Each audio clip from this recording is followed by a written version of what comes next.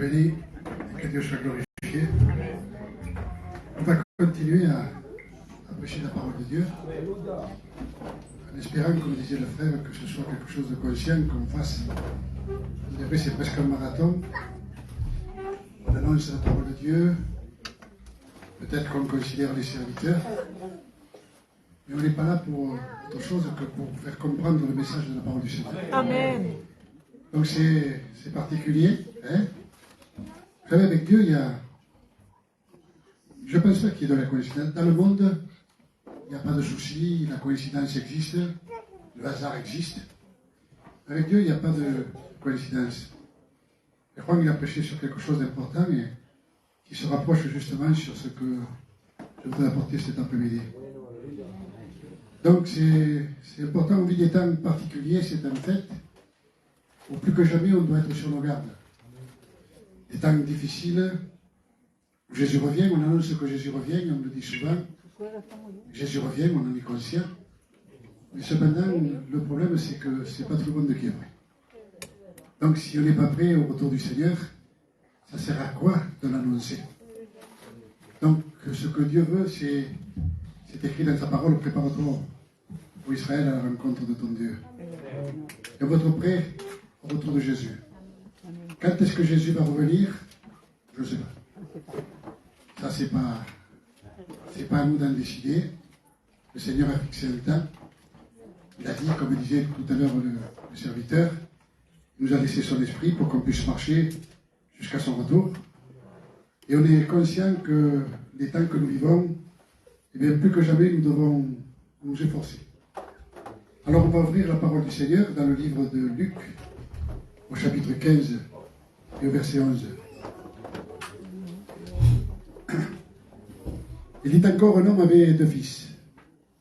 Le plus jeune dit à son père, mon père, donne-moi la part des biens qui doivent me revenir. Et le père leur partagea son bien. Peu de jours après, le plus jeune fils, ayant tout ramassé, partit pour un pays éloigné où il dissipa son bien, vivant dans la débauche. Et lorsqu'il eut tout dépensé, une grande famine survint dans le pays et il commença à se trouver dans le besoin. Amen. Voilà, on demande à Juan. Ora del Señor. Señor, queremos alabar tu nombre y ensalzar tu gloria, Padre mío. Señor, dirige estos momentos y dale la unción a tu siervo, Señor. Esta palabra pueda llegar hasta los corazones y haga de bien, Padre mío. Gracias te damos, Señor, porque yo sé que te manifiesta a través de tu palabra, Señor. Te suplico, Dios Santo, nada más que pongamos nuestra atención al escucho de tu palabra, para que esta palabra nos pueda hacer de bien. Gracias, gracias te doy, Señor, porque yo sé que bendices tu siervo ahora, para que pueda ser medio de bendición para todos. En el nombre de Jesucristo. Amén. Voilà, le frère disait dans sa prière que le serviteur soit un moyen de bénédiction. Je veux croire que c'est vrai, mais ça dépend surtout de nous. Je pense que le jardinier vaut ce qu'il vaut, on prêche comme on peut, c'est déjà pas mal. La semence qu'il a semée, je pense qu'elle vient de Dieu, tout simplement parce qu'on le prend dans la parole du Seigneur. Maintenant reste le terrain. Si le terrain est disposé, eh bien, j'allais dire, je m'excuse du mot que je vais employer, d'une façon automatique, ça va porter son fruit. Mais rappelez-vous que ça dépend de nous. Les serviteurs, aujourd'hui, on donne beaucoup d'importance, merci Seigneur. Mais on se souvient de ce que dira la parole du Seigneur, après avoir tout accompli. Nous sommes des serviteurs inutiles. Amen. On ne se prend pas pour des grands, on ne se prend pas au sérieux, malgré qu'on soit sérieux. Mais on est conscient que celui qui a le pouvoir de faire quelque chose, c'est Jésus-Christ. Amen. Donc là, ce que nous venons de lire, eh bien, c'est une parabole qui fait partie, j'allais dire, d'une trilogie. C'est-à-dire par là, une série de paraboles qui se suivent, qui ont presque le même sujet. Il est parlé de quelque chose qui se perd et qui est retrouvé par la même occasion. Il est parlé d'une brebis qui justement est retrouvée.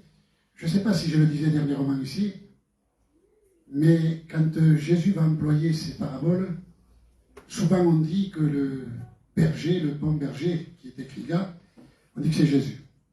Ce n'est pas Jésus. Jésus emploie ces paraboles pour pour justement, pas contrarier, mais en tout cas enseigner les pharisiens qui le critiquaient, parce qu'ils mangeaient avec des gens de mauvaise vie, et il les enseignait. Alors il leur dit, si l'un de vous, c'était les pharisiens, a une brebis qui se perd, et qu'il la retrouve, ne va-t-il pas se réjouir? Donc il parle de quelqu'un d'humain qui a des capacités, à combien plus forte raison, certes, Jésus va parler.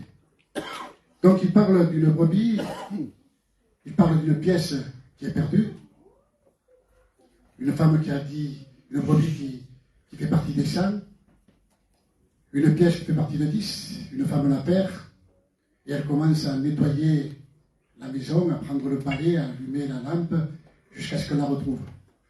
Et en dernier ressort, il nous est parlé, eh bien, d'un homme qui a 2 fils, dont l'un va partir, il va être perdu pour un temps. On appelle le fils prodigue. En vérité, le mot prodigue n'est pas écrit dans la parole de Dieu. Ça veut dire quelqu'un qui a tout dissipé. C'est un qualificatif qu'on a ajouté pour donner un titre, mais c'est vraiment le fils perdu. Celui qui s'est éloigné de la maison de son père. Vous savez, j'ai l'habitude presque de me répéter, de dire toujours les mêmes choses. Vous savez, je ne pense pas être à côté de la situation. Paul disait, je ne menace pas de vous écrire toujours les mêmes choses, car ceci est salutaire pour chacun d'entre vous. Donc, il y a des choses que je répète dans différents endroits, et je parle souvent d'un cuisinier. Quelqu'un qui se met à cuisiner, une femme qui se met à cuisiner, ou voire même un cuisinier, le but de sa façon de faire, de cuisiner, eh c'est pour que quelqu'un puisse en profiter. Une femme à son mari, à ses enfants, un cuisinier à un restaurant. En tout cas, l'objectif, c'est pas préparer une nourriture pour que les gens ne viennent pas chapeauter. Et si vous voulez qu'un serviteur prêche la parole de Dieu et prépare un message, en tout cas, c'est le désir que j'ai dans mon cœur, c'est qu'on considère le message. Or, le porque flaquito, c'est pas le plus important. Je me prends pour ce que je suis, je reste là. Mais qu'on considère le message et qu'on le mette en pratique. Parce que ça sert à quoi de dire, écoute, il est venu Pierre, il est venu Paul, il a annoncé l'évangile, j'ai écouté la parole de Dieu, et je suis resté sans rien pratiquer. La Bible dit, ne vous trompez pas par de faux raisonnements. Ne vous bornez pas simplement qu'à écouter. Et mettez en pratique le conseil de la parole de Dieu. Et Juan le dit, et je le répète, c'est une vérité, eh bien qu'un message ou une prédication, si vous voulez, c'est peut-être un conseil. Et ce soir, peut-être qu'au travers de la parole que je vais annoncer, ça va être un conseil pour toi. Ça peut être une exhortation. Une exhortation, c'est un encouragement, quelque chose qui va te fortifier. Mais ça peut être aussi un avertissement.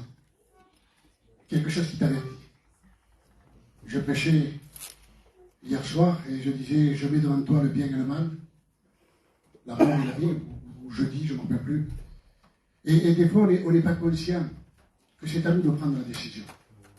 Alors, si je peux me permettre, combien de fois ou combien de prédications a-t-on déjà écouté? Et vous savez, on ne peut pas tout retenir. On oublie certaines prédications. Si je vous demande qu'est-ce que j'ai prêché la dernière fois, peut-être que vous avez oublié. Si je te dis qu'est-ce que tu as mangé le 15 janvier de cette année, c'est-à-dire je sais que j'ai mangé, mais je ne me souviens pas. Néanmoins, chaque prédication qu'on apporte, il en ressort un message qu'on doit considérer. Et c'est justement quelque chose qu'on ne doit pas oublier. On peut oublier une prédication, mais on ne veut pas oublier le message que Dieu veut nous apporter. C'est Jésus. C'est le message de la croix. De savoir qu'on est sauvé par grâce, par le moyen de la foi. De la même façon que chaque fois qu'on a mangé, il y a des années qu'on mange. Merci Seigneur, on ne serait pas là. Il y a des années qu'on écoute la parole de Dieu. Et tout ça, c'est emmagasiné en nous. On ne se souvient pas de ce qu'on a écouté. Mais on sait que ça nous a servi à résister jusqu'à aujourd'hui. Donc, une chose est certaine, ce que Dieu donne, je pense que vous êtes d'accord avec moi, Dieu ne le reprend pas. C'est un fait. Tout ce que Dieu donne, il ne le reprend pas. ça n'empêche pas qu'on puisse perdre certaines choses. On puisse abandonner. Souvenez-vous de ce que Dieu, le Seigneur va dire à une certaine église, ce que j'ai contre toi, c'est que tu as abandonné ton premier amour. Donc on peut abandonner et perdre certaines choses, et c'est pour ça qu'on a besoin tous les jours d'écouter la parole de Dieu, de persévérer dans les choses de Dieu, de mettre en pratique le conseil de la parole du Seigneur. Alors, le travail du serviteur, c'est de prêcher. C'est de rappeler, de mettre en garde, justement, toutes ces choses. Je disais au début, et c'est Paul qui le disait, je ne me lasse pas de vous écrire toujours les mêmes choses.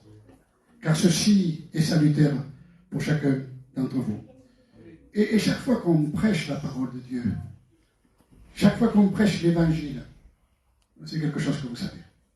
Je vous apprends rien de nouveau. Donc à prédiquer le Juan, malgré que ça épate la population, c'est quelque chose qu'on écoute tous les jours. Le message de la croix, la persévérance, ce que Dieu a fait pour nous dans nos cœurs.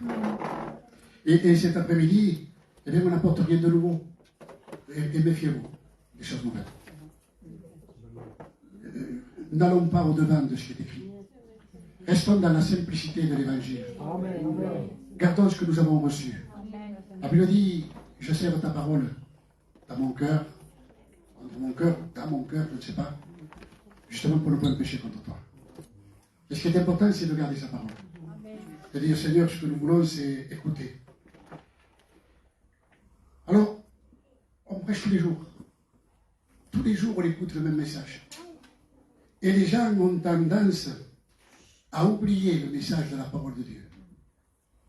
On écoute, nous aussi le dit cette fois, on écoute le message de la parole de Dieu et on oublie l'essence, la consistance. On peut se rappeler des points, des notes qu'on a écoutées, mais on ne met pas en pratique le conseil de la parole du Seigneur. Peut-être pas tout le monde, mais un grand nombre de personnes sont ici. Donc la Bible nous met en garde contre le péché. Juan le dit ici. Quand Jésus se trouvait sur cette montagne des Oliviers, et que les disciples vont lui poser la question, ils vont dire, Seigneur, quand ces choses vont-elles se produire, Jésus va leur dire, prenez garde, que personne ne vous séduise. Donc Dieu nous met en garde contre le péché, contre le monde, contre la terreur, contre la séduction. Et on vit des temps de séduction, où on se laisse tromper par beaucoup de choses, on se laisse dissiper par certaines choses. Alors, je voudrais poser une question. En quoi consiste la vie chrétienne? Après avoir reçu le salut, la conversion, la repentance, ça c'est normal, c'est élémentaire. Autrement, on n'est pas des chrétiens. Si on n'est pas passé par la foi, la repentance et la conversion, je ne sais pas ce qu'on fait ici. On a besoin de dire, Seigneur, ce soir, j'ai envie justement de grandir dans ces voies. Alors, mais en quoi, et je veux espérer, comme la volonté du Seigneur, que chacun d'entre nous, nous avons reçu le salut dans nos cœurs. Mais en quoi consiste, si vous voulez, la vie chrétienne? Comment se passe-t-elle? Quel est le déroulement de la vie chrétienne? Ah ben, je vous laisse consécration. Oui? Mais plus simple que ça. Très simple. Pour une fois, je veux être simple. Je ne suis jamais compliqué, vous me direz. Mais quelque chose de très simple. Qu'est-ce que c'est qu'être un chrétien aujourd'hui? Comment est-ce qu'on voit un chrétien? Comment ça se déroule? Eh bien, tout simplement, tiens, c'est pas un piège. Venir à la réunion, ça fait partie de la vie chrétienne. C'est pas ça que nous sommes, mais ça fait partie de la vie chrétienne. Prier le Seigneur, ça fait partie du développement de la vie chrétienne. Écouter la parole de Dieu, faire la volonté de Dieu, travailler pour Dieu, rechercher la communion fraternelle. Vous pensez que c'est comme ça? Être chrétien aujourd'hui, on discerne quelqu'un qui est un chrétien parce qu'il vient à la réunion, parce qu'il prie. Cependant, il faut qu'il ait accepté Jésus dans son cœur. Parce qu'on ne peut pas mettre, j'allais dire, la charrue avant les bœufs. Mais cependant, il peut y avoir des choses qui viennent justement empêcher le développement de la vie chrétienne. Comme par exemple le monde, le péché et autre chose. Ils veulent stopper tout ceci. Et ça peut conduire, et c'est ce qu'Alphonse le dit ici, c'est un peu ce qu'il voulait dire, et chacun l'exprime à sa façon, ce qui peut conduire un chrétien à rétrograder, ou même être apostate. Alors qu'est-ce que c'est que l'apostasie? Vous savez, on a beau le prêcher, mais la Bible dit qu'il est impossible que n'arrive l'apostasie. Alors, on peut éviter éventuellement que l'apostasie s'installe dans nos cœurs en laissant que rien, ni personne, vienne nous séduire. C'est ce que Jésus disait, que personne ne vous séduise. Alors, qu'est-ce que c'est que l'apostasie? Peut-être qu'il y a des gens, je dis peut-être, qu'il y a des gens, c'est un mot savant, qu'est-ce que ça veut dire l'apostasie? Eh bien, c'est tout simplement que je pense que c'est l'abandon de la foi, c'est un reniement, c'est un éloignement de Dieu, de sa parole, c'est tomber dans la séduction, c'est tomber dans l'erreur, c'est déserter son poste. C'est ça l'apostasie. Et alors, personne n'est à l'abri de tomber. Ça peut arriver à des gens bien, ça a été dit pour le point de main. Celui qui croit être debout, prenne attention de ne point tomber. Donc c'est un avertissement que Jésus nous lance et nous met en garde, que celui qui croit être debout, c'est même pas sûr qu'il soit debout, mais fasse attention à ne point tomber. Et autre cosa qu'a dit Juan, on peut être touché sans s'en rendre compte, car ça n'est pas d'un coup. Quelqu'un qui... Vous vous souvenez quand les disciples étaient avec Jésus sur cette montagne de la Transfiguration, ils étaient sur cette montagne et ils étaient dans la gloire, ils vont voir la gloire de Dieu. Et petit à petit, ils ont commencé à descendre. Imaginez-vous qu'ils se seraient trouvés de suite en bas. C'est qu'ils avaient fait une chute. Mais il a fallu descendre petit à petit, jusqu'au moment où ils se sont trouvés à terre. Et vous savez, la chute, spirituellement, ça ne vient pas d'un coup. Prenez l'exemple du fils prodigue, de ce fils perdu. Il va s'approcher de son père, il va dire « Donne-moi la part de mes biens qui me revient. » Eh bien, c'est quoi un bien? Oui, mais c'est quoi un bien? Un bien, c'est une maison. Non? Tant claro. Ça peut être un terrain. Ça peut être un troupeau. La Bible dit qu'il va réunir son bien, il va tarder quelques jours, et après il va s'en aller. Imaginez-vous. Est-ce que ce garçon a pu prendre une maison sous le bras ou une vache sous le bras et partir dissiper? C'est pas possible. Il a fallu qu'il convertisse son bien en argent pour le gaspiller. Donc il y a fallu un temps. Et des fois, il nous faut un temps pour convertir ce qu'on a reçu de Dieu en choses matérielles pour le dissiper. Donc il a fallu un temps, quelques jours, pour pouvoir justement gaspiller. Et une fois qu'il a tout gaspillé, eh bien, il va se rendre compte qu'il est dû tomber. Donc la chute, elle vient doucement dans la vie de chrétien et je m'excuse, même dans la vie d'une église tout entière, ça peut arriver. L'apostasie peut s'installer petit à petit dans une église. J'écoutais un cantique, et je m'excuse si je mets les pieds dans le plat, qui disait « Hay libertà ». Mais quelle est la liberté? La liberté de chanter, de danser, de faire ce qu'on veut. Moi, je pense que ce cantique, je ne le chanterai jamais dans mon église. Il y a la liberté de l'esprit, mais pas de faire ce qu'on veut. Et c'est important. Je dis, Seigneur, donne-nous à prendre conscience qu'un chrétien, ne faites pas de cette liberté, c'est le message que je prêche demain à l'église de la Bricade. Ne faites pas de cette liberté que vous avez reçue un prétexte de marcher selon la chair. Donc c'est important de dire, Seigneur, donne-moi à prendre conscience Mais dans la vie chrétienne, et même dans une église, on peut chuter. Combien de... Est-ce qu'elle existe, l'église de Corinthe? Elle n'existe plus.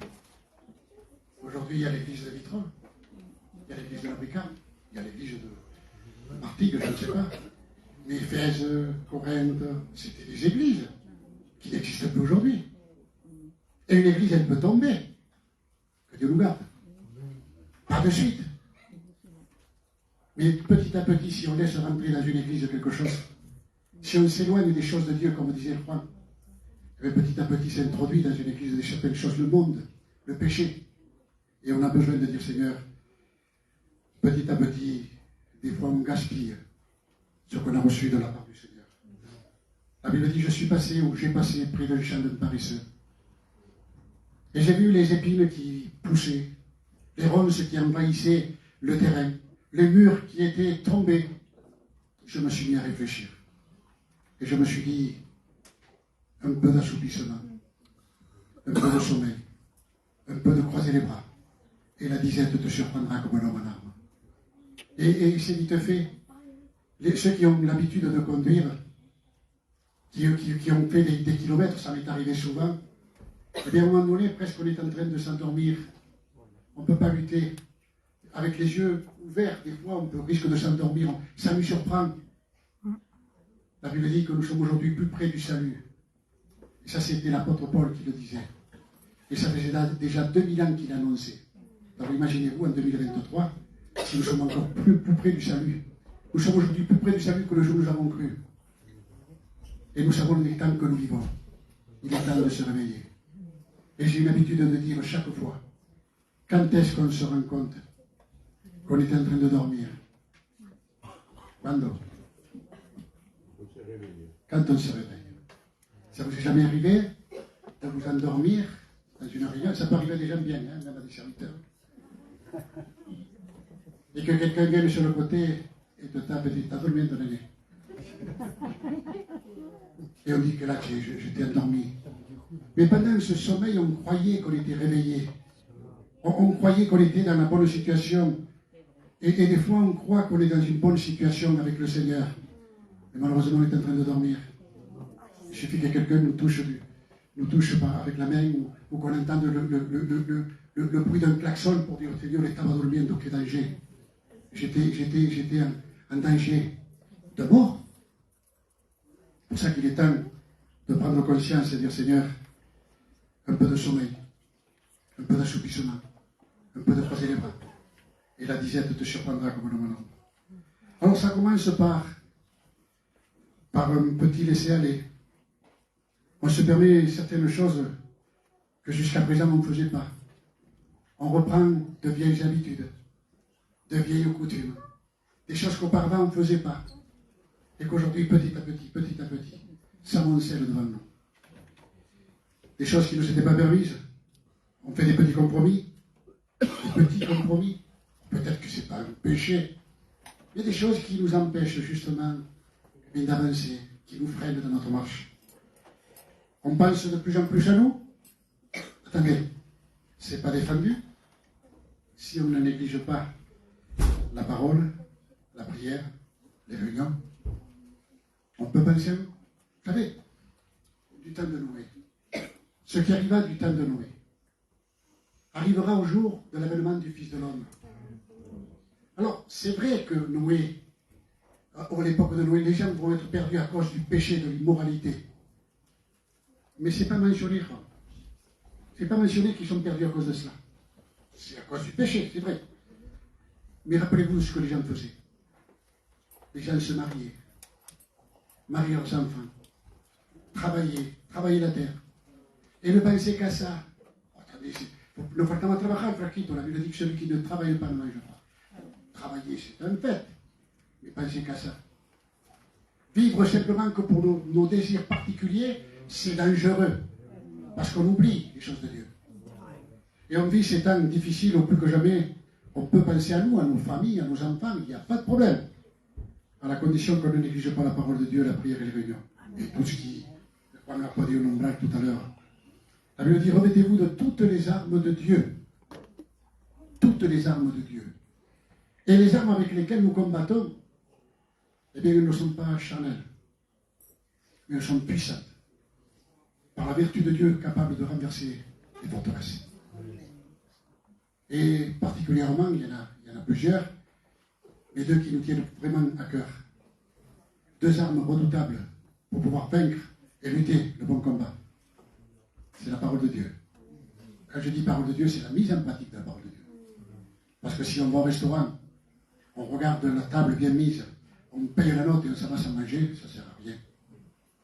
Donc ce qui nous intéresse, c'est d'écouter la parole de Dieu et la mettre en pratique. Et secondo, il y en a d'autres, c'est la prière.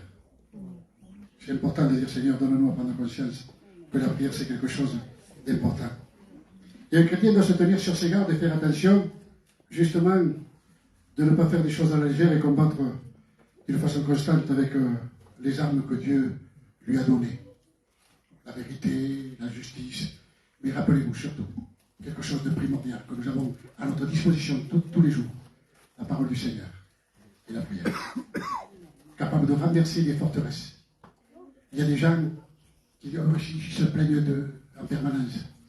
Et après ils disent, oui là, pour que le Seigneur mette j'allais dire, il faut s'investir avec Dieu. Il faut donner à Dieu ce qui lui revient. La Bible dit, donne à César ce qui est à César. Mais donne à Dieu ce qui est à Dieu. Et des fois, on prend tout pour nous. Et après, on dit, Seigneur, qu'est-ce qui se passe? Rappelez-vous de cette femme Marthe. Seigneur, elle s'occupait, se préoccupait, et après, elle vient, elle se plaint avec Jésus. Et c'est important de dire, Seigneur, ce soir, je veux prendre conscience de cette réalité, que je veux combattre d'une façon constante avec les armes que tu m'as données. Je crois que c'est le roi Ézéchias qui va dire, j'ai l'intention de faire alliance avec Dieu. Maintenant, peuple de Dieu, cessez d'être négligent. C'est quoi être négligent? Mais c'est ne pas s'appliquer. C'est quelque chose qui manque de soin, quelqu'un de négligent. Quelqu'un qui n'est pas soigné.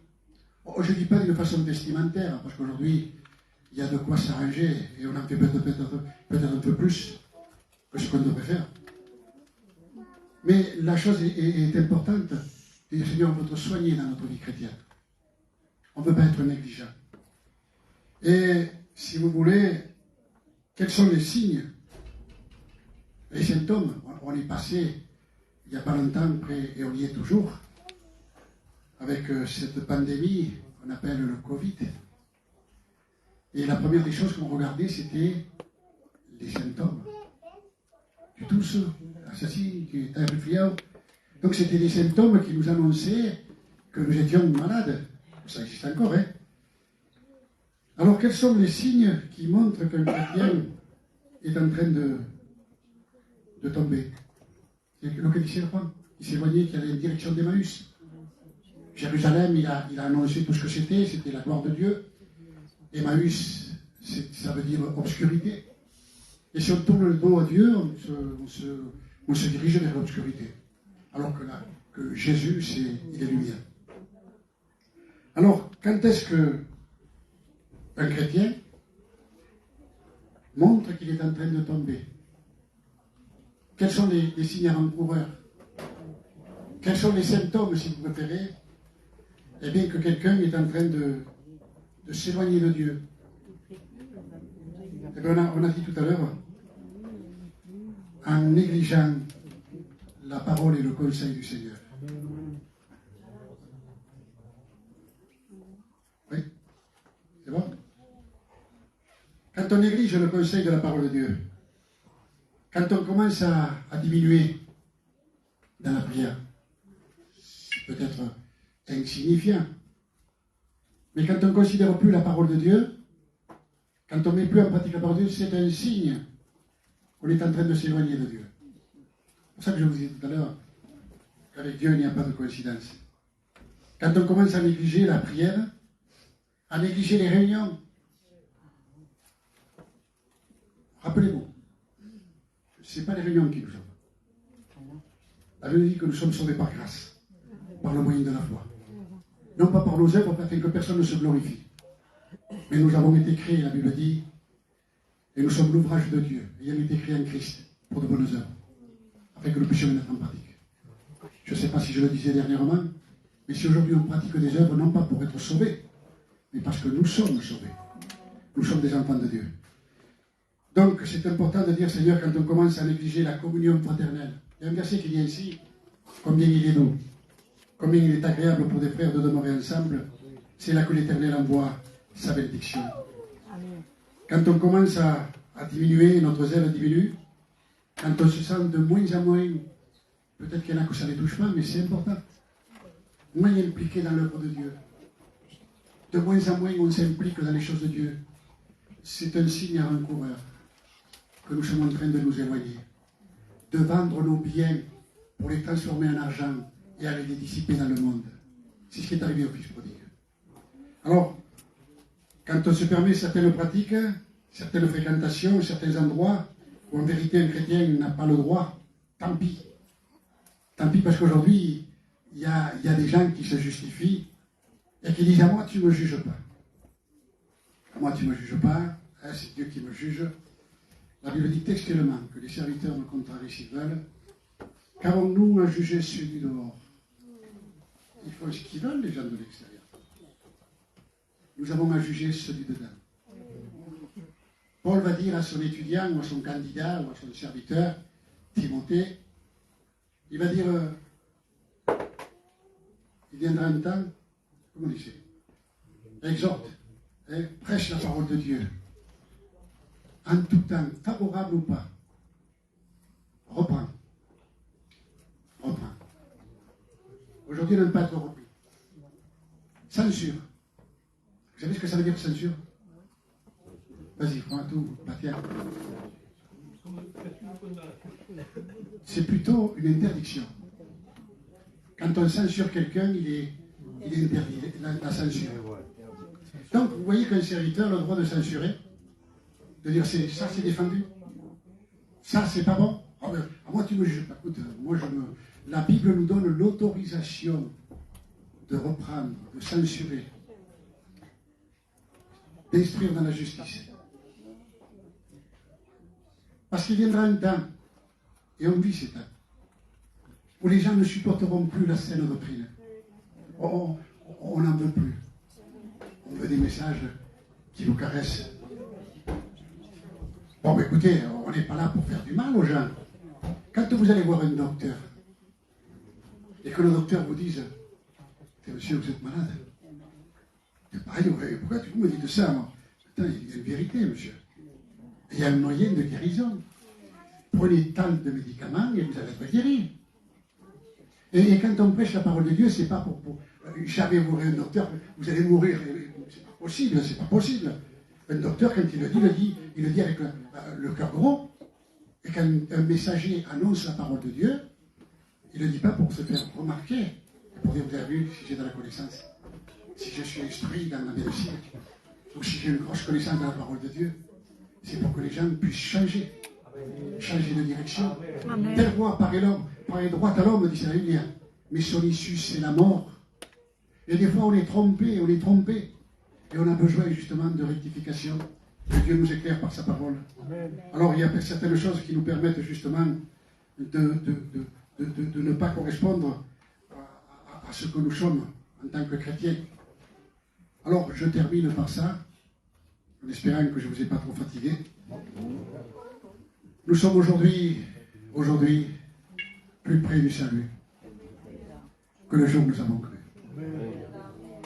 No sé quién es que lo decía, el muchacho que ha predicado, il parlait de son enfance, des années se sont écoulées.